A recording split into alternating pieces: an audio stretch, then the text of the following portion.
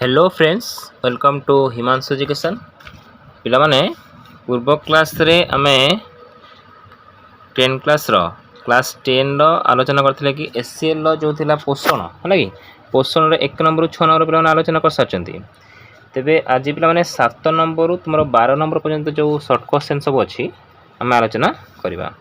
देखो 7 number पिलामाने question कहिछि संक्षिप्त रे उत्तर लेख।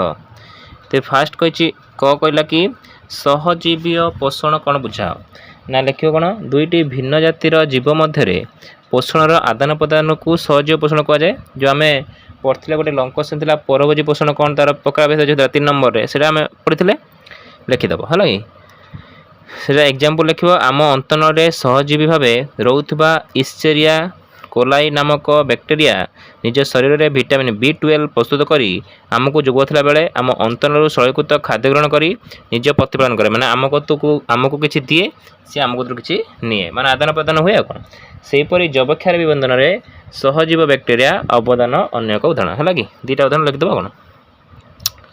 तापर ख नंबरटा पिला माने इम्पोर्टाट तुमर आमर केते प्रकार कौन कौन सब दांत अच्छी है कि ना आमर 4 प्रकार 32टा दांत रही। 4 प्रकार दांत किए किए ना गोटे कर्तन गोटे श्वान गोटे चर्बण और पेषण। कर्तन दांत पिला माने 8टा श्वान दांत 4टा चर्बण दांत 8टा पेषण दांत 12टा माने पिला माने ऊपर माटे 4 तळ माटे 4 श्वान दांत ऊपर माटे 2 तळ माटे 2 चर्बण दांत ऊपर 4 तळे 4 पेषण हला 6 कोन हला तुमर किंतु प्रति माढ़ी रे क्वेश्चन आसियो पिला माने हला कि प्रति माढ़ी रे सब अधा अधा कर लिखिबा कोन। ग नंबर कहला कि जीभ केते प्रकार स्वाद बारी पारे जीभर आउ अन्य सब काम कोन अछि ना जीभ कोन करे ना मिठा खट्टा पिता लुणिया आदि स्वाद बारिया पई जीभरे 3 प्रकार स्वाद बारिया रे तार अछि हला कि आउ कोन ना जीभ खाद्य को दांत निकट पठाए आउ आमे जो कथा हो जंती पिला माने कथा कहिबारे से सहाय्य करे। घ नंबर कहला पाकस्थली खाद्य रे परिणति लेख है कि ना पाकस्थली पुष्टिसार सरल प्रोटीजियम आउ पेप्टोन रे परिणत होता है कि खाद्य मंड लवणाम्ल द्वारा अम्ल होई जीवाणु नाश करता है। एठारे अल्प परिमाणर लाइपेज थिबारु स्नेहसार खाद्यर हजम आरंभ होता है। ओ नंबर पिला माने कहला पाकस्थली खाद्य मंड केउठा को जाए ना खाद्य अवशोषण पर अवशिष्ट खाद्यर परिणति लेख बोली कहिछि क्वेश्चन कौन कहला कौन लिखे पिला माने ना लिखे कि पाकस्थली खाद्य मंड क्षुद्रांतर प्रथम अंश गहणी को जाइथाए। एठारे स्नेहसार खाद्यर अपद्रवीकरण होता है। खाद्य मंड सामान्य क्षारीय होता है। सेकेंड पॉइंट लिखिए पे खाद्य अवशोषण पर अवशिष्ट खाद्य बृहद अंत को जाए। सेठारे खाद्य मंडरे थिबा बळका जल और केतेक इलेक्ट्रोसाइट लाइट अवशोषण करिथाए। ताहापरे अजीर्ण खाद्य मलरे परिणत होता है। मल मलाशय किछि सह रहिला परे मल द्वारा देकी निष्कासित हो जाए। बुझी पारला पिला माने तबरे आलोक प्रक्रिया कौन आमे जो आलोक शोषण पढ़थिले फास्ट नंबर रे आलोक प्रक्रिया पढ़थिले सेटा पुनी शॉर्ट रे प्रमाण देछि तुमे लिखि दबो। आलोक प्रक्रिया हरितलवक जल आलोक आवश्यक करता है। एटी दुईटा पर्याय संपादित होता है। आलोक शक्ति द्वारा जलर विभाजन घटी O2 गैस H+ आयन उत्पन्न होता है। O2 गैस वायुमंडल को मुक्त हुए और H+ आयन अंधकार प्रक्रिया रे ग्लूकोज गठन में व्यवहृत होता है। यही प्रक्रिया रे ATP और NADPH अणु गठित हुए उभय मिसी आलोक शक्ति गठन करती जहाँकि अंधकार प्रक्रिया रे ग्लूकोज गठन में व्यवहृत होता है। बुझा पड़ा। तापर 6 नंबर कहला कि आलोक शोषण रुबिक्स भूमिका कौन बुझाओ। रुबिक्स को कौन ना केल्विन चक्र RUBP रु आरंभ होई शेषरे सेठारे शेष होगा फल केवल अंगारकाम्ल शर्करा परिणत होता है। प्रत्येक RUBP अणु गोटे लेखाएं CO2 ग्रहण करी 2टी PGA प्रस्तुति करता है कि एहीपरि 6टी RUBP सहित 6टी CO2 माने अंगारकाम्ल मिसी PGA गठन करथांती।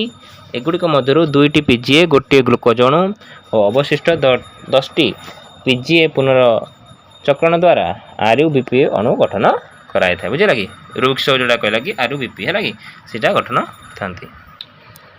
8 नंबर पिला गला गोटे वाक्य उत्तर लेख गोटे वाक्य उत्तर कौन ना 8 नंबर कौन कही जीभर कार्य कौन एवं टी पढ़ी आसिले ना खट्टा मिठा स्वाद बारे साहाय्य करे खाद्य को दांत निकट को पहुँचाए आउ कथा कह पे साहाय्य करे।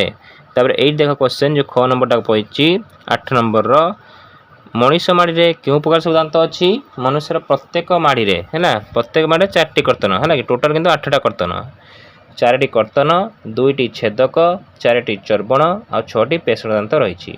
पित्तर काम कौन पे ए पित्त लवण खाद्यर अम्लता दूर करे स्नेहसार जातीय खाद्यर अवद्रवीकरण कराए। घ नंबर पे बृहदंतर कौन अवशोषण होता है ना बृहदंतर जल केतेक इलेक्ट्रोसाइड अवशोषण होता है। 9 नंबर पहला कहला पाचक रस क्यों प्रकार एंजाइम रही ना लिख पेप्सिन आउ लाइपेज है दीटा लिखिदेव। आलोक प्रक्रिया रे कौन उत्पन्न होता है ना NADPH आउ ATP गठित होता है। आलोक शक्ति कौन ना NADPH आउ ATP उभय मिसी आलोक शक्ति गठन करता है। गोटे वाक्य अच्छी तुम्हें एतिक लिखिदेने मार्क पाइब। 9 नंबर को जीवा पिला माने 9 नंबर कही गोटे वाक्य उत्तर लेख। 9 नंबर कहला पिला माने अंधकार प्रक्रिया रे गोटे ग्लूकोज प्रस्तुत करने केतोटी CO2 आवश्यक करता है ना 6टी लिख पिला माने थाइलाकाइड झिल्ली रे प्रवाहित होता इलेक्ट्रॉन परिशेष केउटी पहुंची थाए ना ग्राहक अणुगत रे टाइलिन एंजाइम केउथि रही थाए आम लाड़ रही थाए जानचंती आम शरीर केउटी एक मिश्रित ग्रंथि अटे ना अग्नाशय। तो 10 नंबर पिला माने कहला शून्य स्थान पूर्ण कर क कहला पाकस्थली ऊपर अंश को कार्डियल स्टोमाक तल अंश को कौन कहुए पाइलोरिक स्टोमाक कहुए है कि मलांग निर्मूल आदि डैश उद्भिद अटंती ना परजीवी लाड़ डैश नामक एंजाइम रही थाए ना टाइलिन।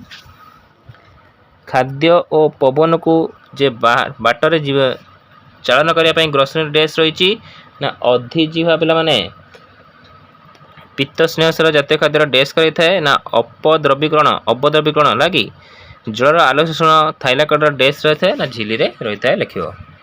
11 नंबर पिला कही वाक्य चिंत रेखांकित शब्द आउ शब्दपुंज को बदलाई ठीक वाक्य कर तो पित्तर थिबा टाइलिन स्नेहसार जातीय अवद्रवीकरण करथाए अद्रवीकरण करथाए ना ना एटा लिखिबो कोन ना पित्त लवण है कि टाइलिन बदल लिखिबो पित्त लवण।